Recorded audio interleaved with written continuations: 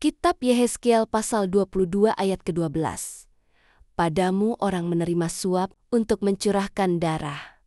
Engkau memungut bunga uang, atau mengambil riba dan merugikan sesamamu dengan pemerasan. Tetapi aku, kau lupakan. Demikianlah firman Tuhan Allah. Kitab Yehezkiel pasal 18 ayat ke-8. Tidak memungut bunga uang atau mengambil riba. Menjauhkan diri dari kecurangan, melakukan hukum yang benar di antara manusia dengan manusia. Menurut ajaran kekristenan, riba adalah praktek yang bertentangan dengan kasih dan keadilan yang diajarkan dalam Alkitab, terutama dalam konteks Perjanjian Lama dan ajaran Yesus tentang kasih kepada sesama, di mana umat Kristen dilarang mengambil keuntungan dari penderitaan orang miskin. Namun, dalam perkembangannya seiring perubahan sistem ekonomi, pemahaman dan praktek bunga tidak lagi selalu dilarang mutlak, khususnya jika tidak bersifat eksploitatif dan untuk tujuan kebaikan, seperti pengembangan bisnis yang bermoral. Riba atau pemungutan bunga atas pinjaman uang adalah praktek yang dilarang dan bertentangan dengan nilai-nilai Kristen karena dianggap tidak bermoral dan merugikan sesama, terutama kaum miskin. Ajaran ini berakar pada Alkitab, baik Perjanjian Lama maupun Perjanjian Baru, serta diperkuat oleh konsili-konsili gereja awal yang melarang praktek ini. Dasar-dasar larangan riba dalam kekristenan. Perjanjian Lama, terdapat larangan eksplisit untuk memungut bunga dari sesama orang Israel. Misalnya dalam kitab Imamat 25, ayat 35-37, yang memerintahkan untuk takut akan Allah dan membiarkan saudara dapat hidup. Ajaran Yesus. Yesus mengajarkan agar berbuat baik dan memberi pinjaman tanpa mengharapkan balasan.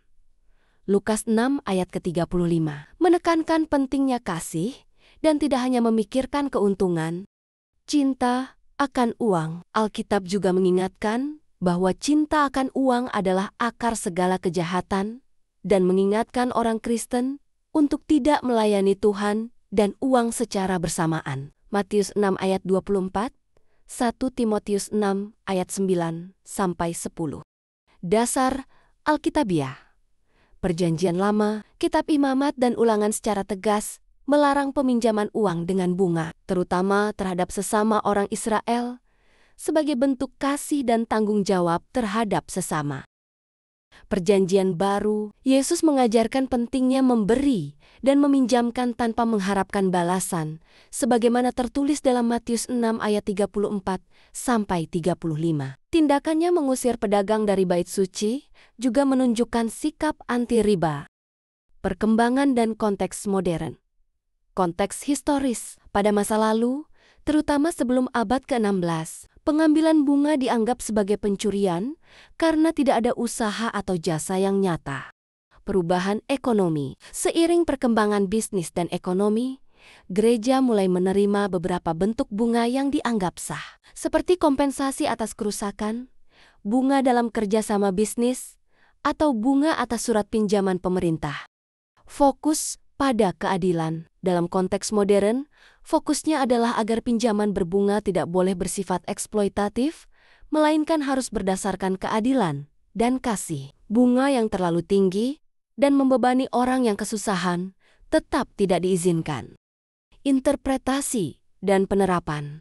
Kasih dan amal. Larangan riba didasari oleh prinsip kasih terhadap sesama dan kewajiban untuk saling membantu, bukan mencari keuntungan dari penderitaan orang lain.